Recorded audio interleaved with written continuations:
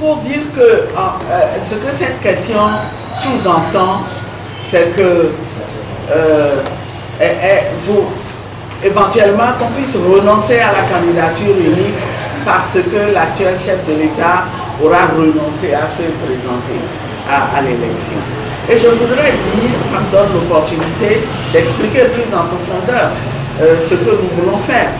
Et quand nous voulons aller en rang serré autour d'un seul candidat à ces élections, ce n'est pas un combat contre un individu que nous menons. C'est un combat contre un système. Et comme Maître Apépon l'a dit, mais cet acte-là, il faut qu'il intervienne. Ça va régler le problème déjà à moitié. Mais il n'aura pas tout réglé parce que le système sera toujours là. Et il faudra, nous allons maintenir cette candidature-là parce que il faut que nous soyons en mesure, une fois que le pouvoir aura changé de main, de gérer ce qui va suivre.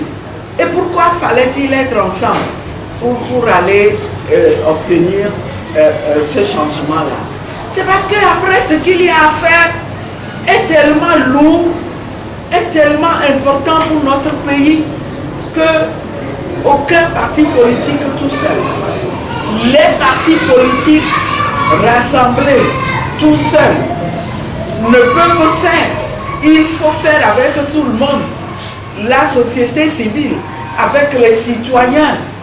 Il faudra gérer un mandat de transition au cours duquel nous allons devoir poser les bases de la démocratie.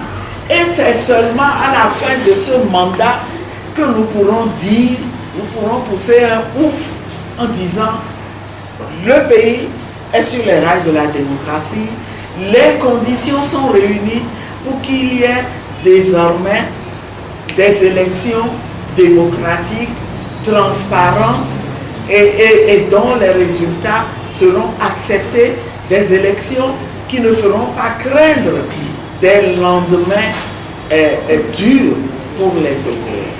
On ne peut pas ce travail-là, aucun parti ne peut le faire ensemble. Et ce travail ne sera pas fait d'un coup de baguette magique parce que le pouvoir aura changé de main. C'est pour ça qu'il faut comprendre que quand on dit qu'il faut un candidat unique, ça ne veut pas dire que nous remettons, nous renonçons à nos aspirations légitimes au profit d'un individu, non.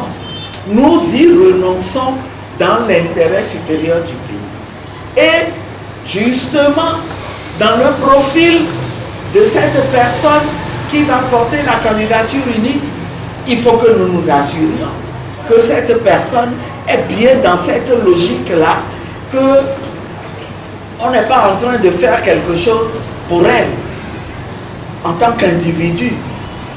On ne met pas cette personne en position de pouvoir jouir davantage, mais on l'envoie en mission. Une mission tellement lourde qu'elle devra être mise en place, elle devra être réalisée avec tout le monde, en synergie.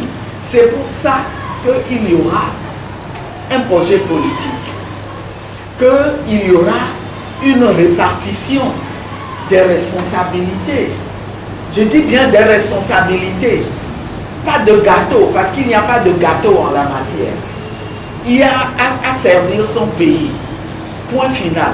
Donc, même si cette décision intervenait, la candidature unique restera toujours pertinente pour ne prendre aucun risque et garantir que le pouvoir changera de camp.